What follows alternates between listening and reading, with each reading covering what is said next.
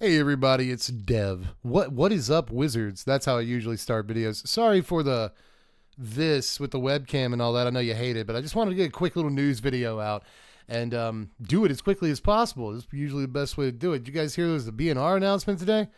You guys hear about it? You probably did. It's very likely that you did because this is in some likelihood one of the biggest, if not the biggest, banned and restricted announcement of all time. Not only did they ban stuff in multiple formats, but they also unbanned some stuff, which they like never ever do. It's very rare to see unbans, but not only do we get some of those, but they're also like super spicy. It is nuts the stuff that we now have access to again in modern, and in some cases it's cards that we really wanted back for a long time. So let's go through this real quick, as quickly as we can, and just kind of talk about every format as we move through here. I've already read this article, so have you, so I'm not going to belabor you or belabor it by reading the entire thing out loud in a golf voice to you.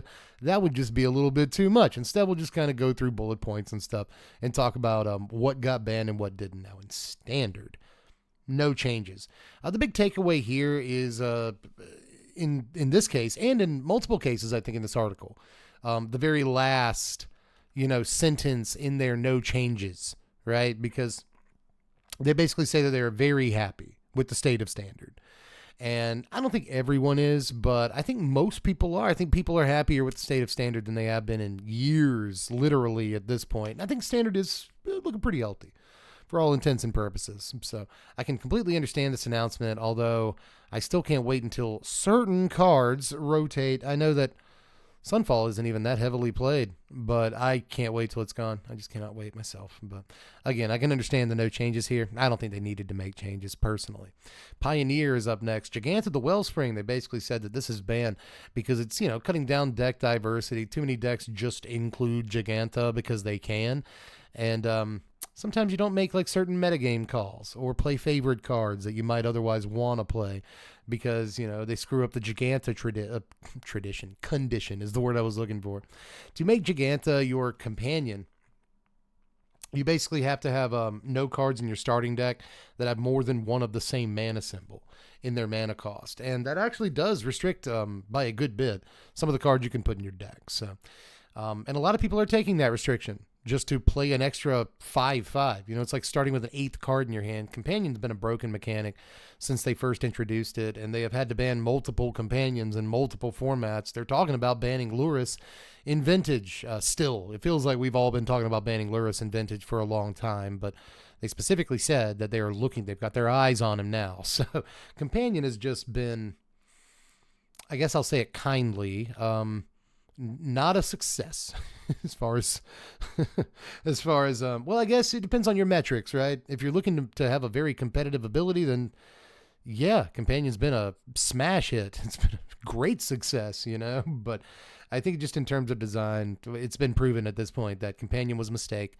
And Wizards even said themselves, I think this is a good takeaway here, that the decision to cut some of your favorite cards or cut certain cards that you might otherwise want to play or make metagame calls like that to fit certain companions in your deck is not a fun decision to make. And they're right about that.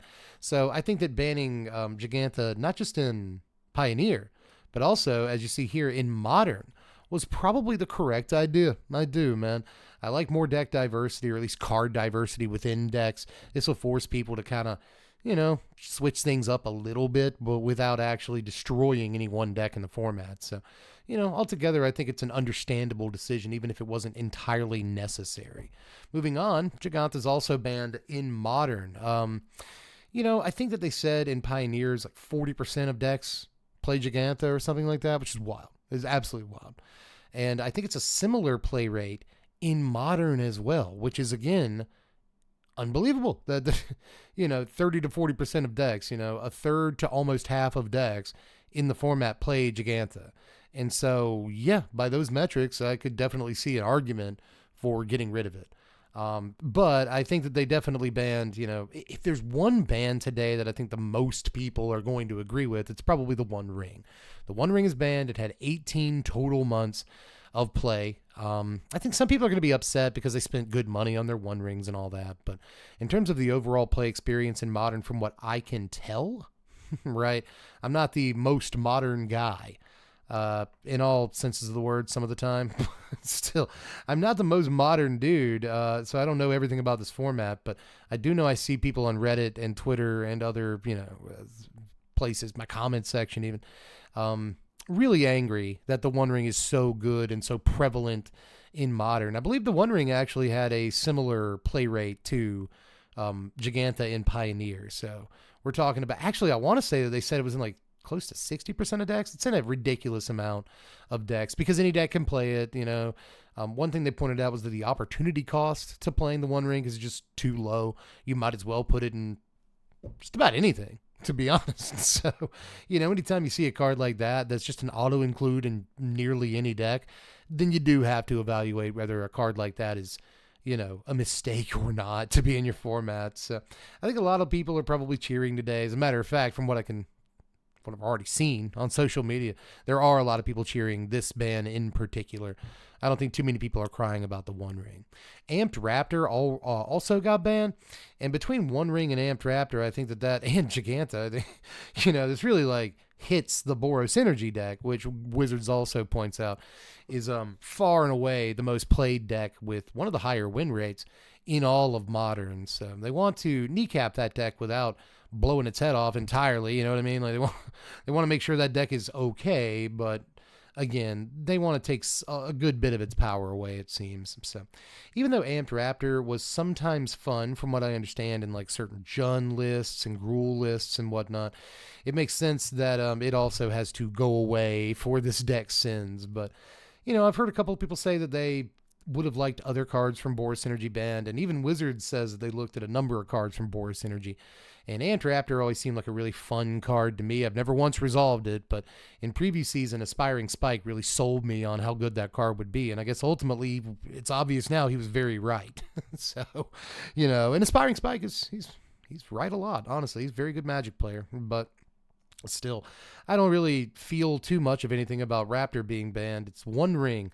That's the thing we're all meant to be talking about right now. We certainly are, but if there's one thing that's kind of stolen the thunder from the One Ring actually finally for real being banned, it's the unbannings. This is what I think even more people are talking about. I was going to say about an equal number of people, but no, I think this is actually the most discussed thing about today's news, and that is the 4 unbannings in Modern. How rare is that, man? We got Mox Opal unbanned.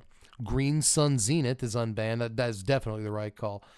My favorite of these, Faithless Looting, is unbanned. I might want to get back into Modern now. And then Splinter Twin is unbanned. I like how the last sentence of the Splinter Twin unbanning explanation is enjoy the memes. Because I'm pretty sure that's all it's going to be. They point out that there's plenty more free interaction in the format now than there was when they originally banned Splinter Twin. There's a lot of sort of safety valves for a card exactly like this in Modern. So I just don't think it'll be, they didn't say this outright, but I get the feeling that they don't think it'll be a problem basically at all. So we'll see how that all works out. I think people are going to be very excited to kind of put the brewing hats on because sure, a lot of free interaction and things that kind of kneecap this combo have come out since they banned Twin. That's absolutely true. But a lot of other cards that might help the Twin deck have come out since they banned Twin. So we'll see how it goes. Green Sun Zenith being banned. I guess they didn't unban Prime Time or anything, so we don't have to worry about like those two cards working in tandem anymore. But there are like elves and other like small ball creature decks that could really deal, a great blow with Green Sun Zenith.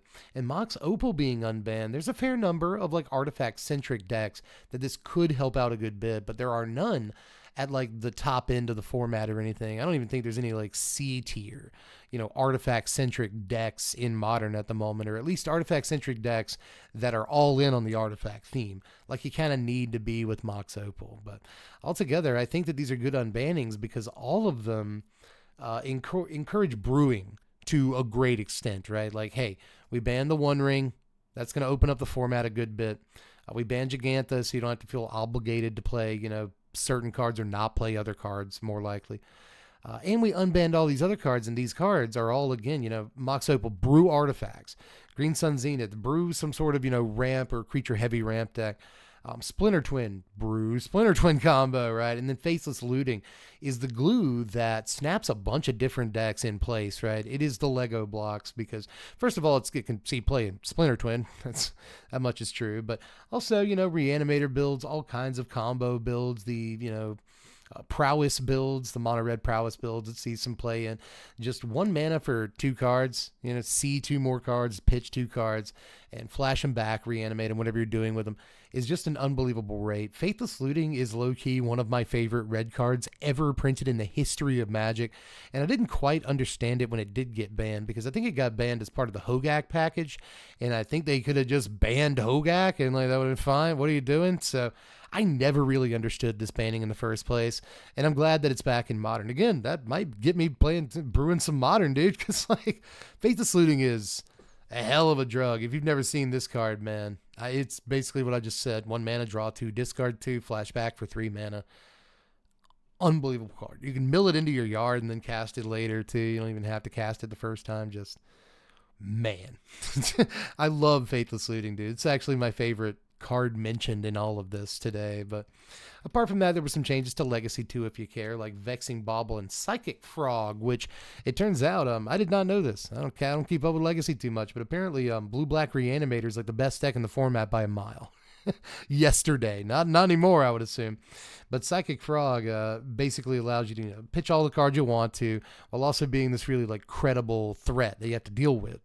And that's really good for just a couple of mana. So along with, Entomb and Reanimate and all the stuff that's been in Reanimator decks and Legacy since the beginning of Vintage, since the beginning of time, literally, this is just an unbelievable sort of enabler for a deck like that. So it turned out, I think that, what did they say in the article here? That Dimir Reanimator had twice the play rate or twice the win rate, one of those, of any other deck in Vintage, or in Legacy rather. I meant to say Legacy a minute ago. Sorry. But yeah, any other deck in Legacy, they got to kneecap that somehow. So they're going to ban Frog. A few of these cards, it feels like, not just this one, but a few, just came out, within the last year or 2 years. Some of these cards are more or less brand new. And we'll actually keep that trend up with Vexing Bauble. This card is very, very new as well. But they banned it. I believe that during previous season for MH3, I specifically remember saying something about how holy crap, the farther back you go, the better this card gets, to the point where I think it might be completely busted, change the entire complexion of Legacy and Vintage. They point out in the article, I was just about to say this, but I'll use their words. They point out that, free counter spells, free spells in general, but free counter spells are sort of one of the cornerstones of Legacy play, right? You have to be able to tap out and still interact, or it's just not the same format, right? And I kind of agree with that, as annoying as it is. I kind of agree with that. Just because your opponent's tapped out doesn't mean they can't do anything. And even though this is one of the only formats where that is the case, it is very special to that format. It's for keeping everything together. And so I think they're just going ahead and tapping out here and just admitting that Vexing Bauble was maybe not a good idea. So they're just saying, yeah, screw, we didn't, just pretend we didn't print this card. We're calling a mulligan. Never mind. Everybody go home. Vexing Bauble doesn't exist. So, I kind of get that. I kind of get it. I think that this is fine. I don't think anybody broke the bank buying Vexing Baubles or Psychic Frogs. So these are pretty decent bans in my opinion, especially if Dimir Reanimator is that heavily played. It's kind of nuts. Also, Explorer. Jegantha got banned in Explorer for the same reason it got banned in all the other formats it got banned in. No changes to any other format whatsoever. So that's it. That's the entire banned and restricted announcement. I say that like there were no changes to any format. There were changes to every format except for Vintage and Standard. And I guess Pauper and Historic and Brawl, but nobody cares, right? Nobody cares about those formats. Sorry. If you do, then you're somebody to me. But anyway, that's it today. I just kind of want to give you some of my thoughts on this. I know there's at least 3 people watching this video that aren't even aware this happened, so I'm glad I could drop the news on you. Check out this article if you really want all of their reasonings for why they made the decisions that they did. But for the most part, again, I just want to throw my 2 cents in. I think that I agree with more or less all of these changes. If I had my druthers, I would just shake up standard. You know what I mean? But it's not entirely necessary whatsoever. I don't think there's a good argument for banning almost anything in that format. So, more or less, I think they made the right decision in more or less every case here. And the unbannings, dude, there's a reason everyone's excited and talking the most about those, because like sometimes when you ban a card, it changes the format and it completely shakes up like what you can brew in that format, and it's exciting. Bans can be exciting sometimes. Unbans even more so. You know what I mean? So now a whole new world. Like we're on a magic carpet ride. Things just opened up, and now we can play faithless freaking looting. We can finally settle the debate on whether or not Splinter Twin would be good in 2026. You know what I mean? We'll find out soon, but it's all exciting stuff. And, if it's getting you excited to play Modern again, then, like, good job, Wizards. I think these are all, again, like, great choices. But just let me know how you felt about all this down there in the comments. I can see a few of these being, like, somewhat polarizing for different reasons. Mostly, if you spent any money on the One Ring, you might be like, dude, I hear you. That would suck. So you still playing Commander. It's a good card there. But just let me know how you felt about all the goings on today. Huge banned and restricted announcement. I'm not going to be too sensationalist about it, but I will reiterate, this is one of the bigger ones just about ever. So again, hit me with your thoughts and opinions down there. I'm interested to read them. And apart from that, do all the YouTube stuff on your way out. The button shaped like a thumb, give that a little jostle. It'll do some stuff when you do it. It'll help me, I think, somehow. You can sub to the sandwich, and you can check out the Patreon link in the description. That helps me monetarily. I need money. Everyone needs money. I'm sorry. I wish it weren't true. It's just we live in reality. So, help out any way that you can, and I'll catch you cats later. I'm Deb from The Place. Thanks for watching, Wizards. Spread love and be kind.